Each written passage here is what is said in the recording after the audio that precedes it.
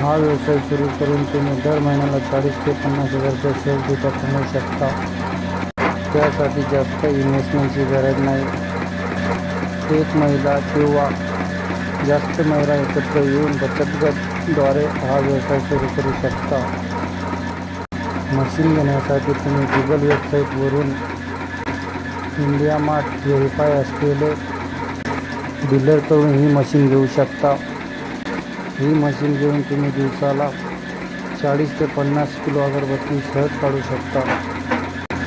ही अगरबत्ती तुम्ही स्वतः तयार करून स्वतः विक्री करू शकता किंवा स्वतः तयार करून होलसेल भावात विक्री करू शकता.